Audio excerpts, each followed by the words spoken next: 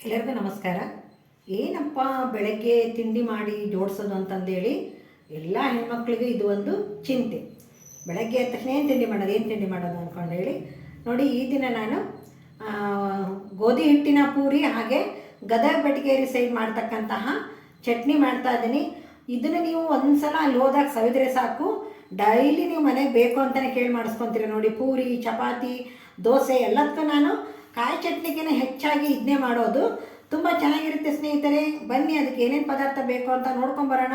ಹಾಗೆ ವಿಡಿಯೋ ಶುರು ಮಾಡೋದಕ್ಕಿಂತ ಮೊದಲನೇ ಬಾರಿಗೆ ನೋಡ್ತಾ ಇರೋರು ದಯವಿಟ್ಟು ಸಬ್ಸ್ಕ್ರೈಬ್ ಆಗಿ, ಹಾಗೆ ವಿಡಿಯೋ ನೋಡ್ತಾ ಲೈಕ್ ಮತ್ತು ಶೇರ್ ಮಾಡೋದನ್ನು ಮರಿಬೇಡಿ. ಬನ್ನಿ, ಅದಕ್ಕೆ ಏನೇನು ಪದಾರ್ಥ ಬೇಕು ಅಂತಂದು ಹೇಳಿ ನೋಡ್ಕೊಂಬಂದ್ಬಿಡೋಣ.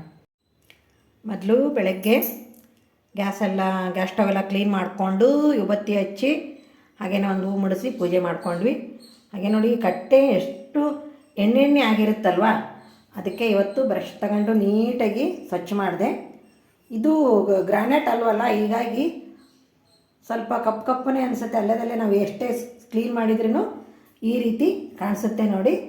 ಬನ್ನಿ, ಈಗ ಏನೇನು ಪದಾರ್ಥ ಬೇಕು ಅಂದ್ಕೊಂಡು ಹೇಳಿ ನೋಡ್ಕೊಂಬಂದ್ಬಿಡೋಣ. ಮೊದಲಿಗೆ ನಾನು ಸ್ಟವ್ ಹಚ್ಚಿ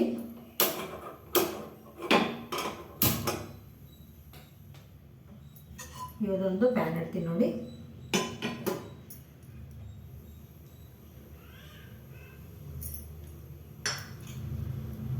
ಹಾಗೆ ಅದಕ್ಕೆ ಎಣ್ಣೆ ಹಾಕ್ತಾ ಇದ್ದೀನಿ.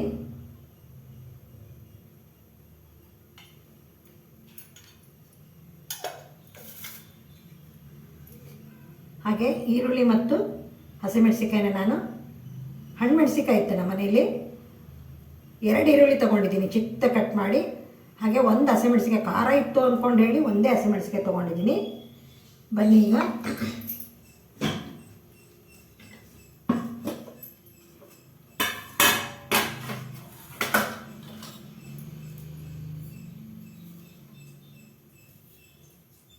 ಸಾಸಿವೆ ಹಾಕ್ತಾ ಇದ್ದೀನಿ. ಅದೊಂದು ಸ್ವಲ್ಪ ಚಟಪಟ ಆಗಲಿ.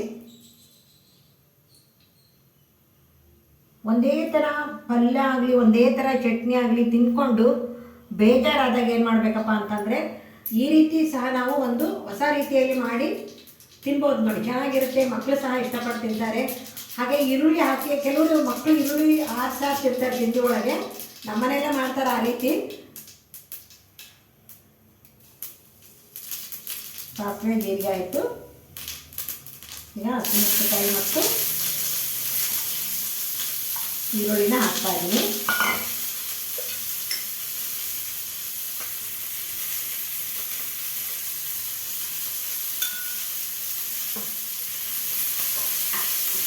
ಸಣ್ಣ ಉರಿಯಲ್ಲೇ ಬೇಕು, ಸಣ್ಣಕ್ಕೆ ಹಾಕೊಂಬಿಡಿ.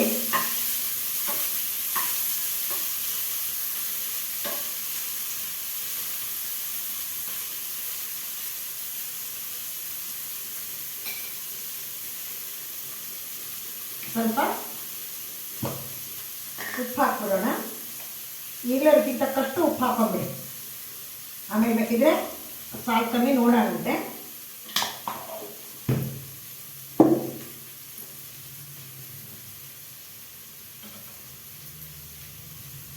ಒಂದು ಚಿಟಿಕೆ ಅರಿಶಿನ.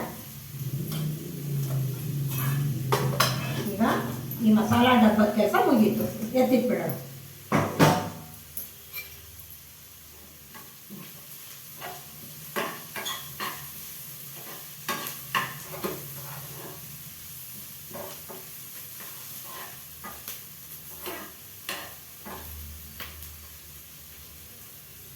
ಯಾವುದೇ ಕೆಲಸ ಆಗಲಿ, ಅಡುಗೆ ಮಾಡುವಾಗ ತುಂಬಾ ಖುಷಿಯಿಂದ ತುಂಬಾ ಇಷ್ಟಪಟ್ಟು ಮಾಡಿದೆ ಅಂತಂದರೆ ಅಡುಗೆ ಅಷ್ಟೇ ರುಚಿನೂ ಆಗುತ್ತೆ. ಹಾಗೆಯೇ ಅದು ನಮ್ಮ ಕಡೆಗೆಲ್ಲ ಅಡುಗೆ ಹೊಲಿಸ್ತು ಅಂತಾರೆ, ಅಂದರೆ ಹೆಚ್ಚಿಗೆ ಆಯಿತು. ಈಗ ನಾವು ಎಷ್ಟೇ ಕಡಿಮೆ ಮಾಡಿದ್ರೂ ಅದು ತುಂಬಾ ಈಡಾಯ್ತು ಅಂತಾರಲ್ಲ, ಆ ರೀತಿ ನಾವು ಸಿಟ್ಟು ಮಾಡಿಕೊಂಡು ಬೇಜಾರಾಗಿ ಮಾಡಿಕೊಂಡು ಅಡುಗೆ ಮಾಡಿದೆ ಅಂತ ಮಾಡೋದಂತೂ ತಪ್ಪೋದಿಲ್ಲ, ಮಾಡಲೇಬೇಕಲ್ವಾ.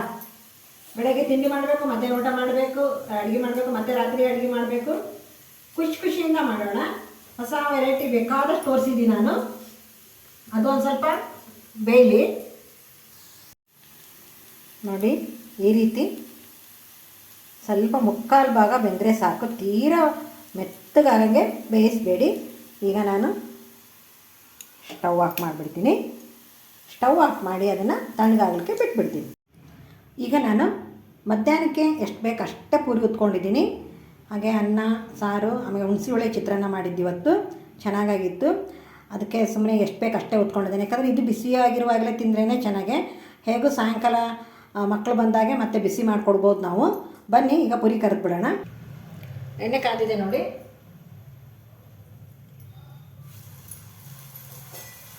ಈ ಬೆಟಗೇರಿ ಚಟ್ನಿಗೆ ಏನಪ್ಪ ಅಂದರೆ ಒಂದು ಸ್ವಲ್ಪ ಗರಿ ಗರಿ ಆಗಿರಬೇಕು ಪೂರಿ. ತೀರಾ ಬರೀ ಉಬ್ಬಿ ಮೆತ್ತಗಿರ್ತಾವಲ್ಲ ಆ ರೀತಿ ಬೇಡ, ಸ್ವಲ್ಪ ತೆಳ್ಳಗೆ ಮಾಡಿಕೊಂಡು ಗರಿ ಗರಿ ಆಗಿರಲಿ.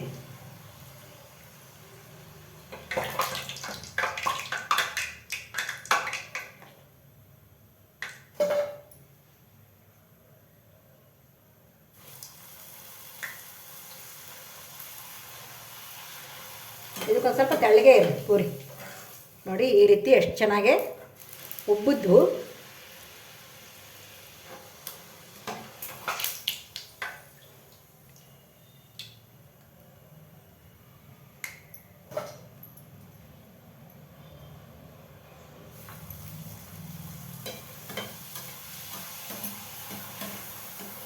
ಸ್ವಲ್ಪ ಮೇಲೆ ಎಣ್ಣೆ ಹಾಕಿಬಿಟ್ರೆ ಪೂರಿ ಬೇಗ ಉಬ್ಬಿ ಬಂದ್ಬಿಡುತ್ತೆ ನೋಡಿ.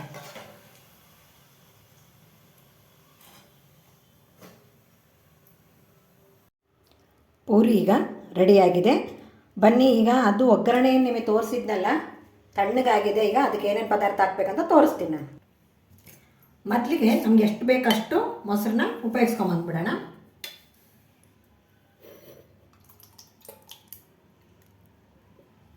ನೋಡಿ ಇಷ್ಟು ಸಾಕೋದಕ್ಕೆ. ಈಗ ಅದಕ್ಕೆ ಯಾಕಂದರೆ ಆಲ್ರೆಡಿ ನಾವು ಉಪ್ಪು ಹಾಕಿದ್ದೀವಿ, ಅಲ್ಲಿ ಸ್ವಲ್ಪ ಒಂದು ಚಿಟಿಕೆ ಉಪ್ಪು ಹಾಕ್ತೀನಿ. ಬೇಕಿದ್ರೆ ನಾವು ಆಮೇಲೆ ಟೇಸ್ಟ್ ನೋಡಿ ಕಲಿಸ್ಕೋಬೋದು. ಒಂದು ಅರ್ಧ ಸ್ಪೂನ್ ಆಗೋಷ್ಟು ಸಕ್ಕರೆ ಹಾಕ್ತೀನಿ.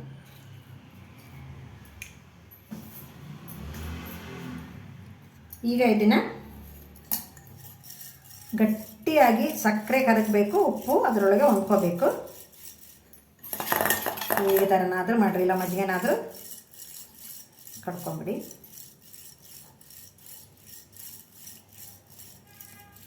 ನೀವು ಮೊಸರನ್ನೇ ಹಾಕ್ತೀವಿ ಅಂದ್ರೂ ಪರವಾಗಿಲ್ಲ. ನಾನೊಂದು ಸ್ವಲ್ಪ ಕಡ್ಗೋಲು ತೊಳೆದ್ಬಿಡ್ತೀನಿ ಅಷ್ಟೇ.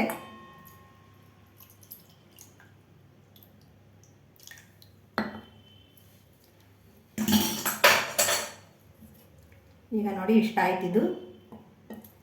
ಈಗ ನಾನು ಇದಕ್ಕೆ ಹುರಿಗಡಲೆ ಹಿಟ್ಟು, ಕಡಲೆಬೇಳೆ ಹಿಟ್ಟಲ್ಲ, ಹುರಿಗಡಲೆ ಹಿಟ್ಟು, ಸಿಹಿ ಸಿಹಿ, ಖಾರ ಖಾರ, ಹುಳಿ ಹುಳಿ,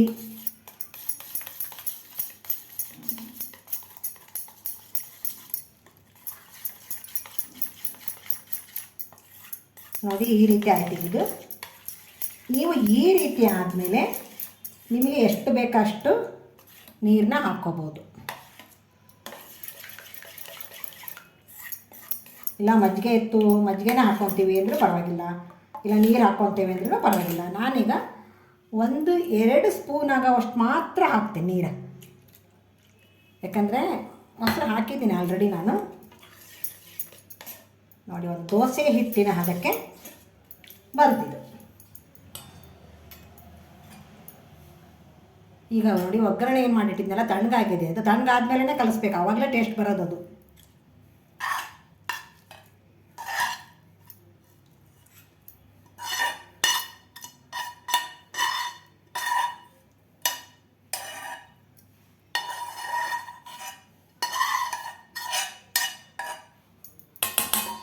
ಈಗ ಅದಕ್ಕೆ ನಾನು ಒಂದು ಸ್ವಲ್ಪ ಮೊಸರು ಹಾಕ್ಬಿಡ್ತೀನಿ. ನೀರು ಹಾಕಿದರೆ ಸರಿ ಅನಿಸಲ್ಲ. ಸ್ವಲ್ಪ ಮೊಸರು ಹಾಕಿ ಅದಕ್ಕೆ ವಾಶ್ ಮಾಡ್ಕೊಂಡ್ಬಿಡ್ತೀನಿ. ಹುಳಿ ಹುಳಿ, ಸಿಹಿ ಸಿಹಿ, ಖಾರ ಖಾರ, ಕೈಲೇ ನೀಟಾಗಿ ಪ್ರೆಸ್ ಮಾಡಿಕೊಂಡು, ಯಾಕಂದರೆ ಎಲ್ಲ ಕಡೆಗೂ ಹಬ್ಬಿರುತ್ತದು.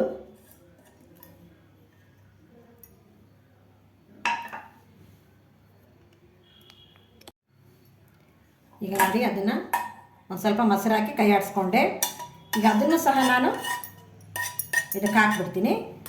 ಈಗ ನೋಡಿ ನಿಮ್ಮ ಬೆಟಗೇರಿ ಚಟ್ನಿ ಸುಂದರವಾಗಿ ಅದ್ಭುತ ರುಚಿಯೊಂದಿಗೆ ತಯಾರಾಗಿದೆ. ಬನ್ನಿ ಸರ್ವ್ ಮಾಡಿಬಿಡೋಣ.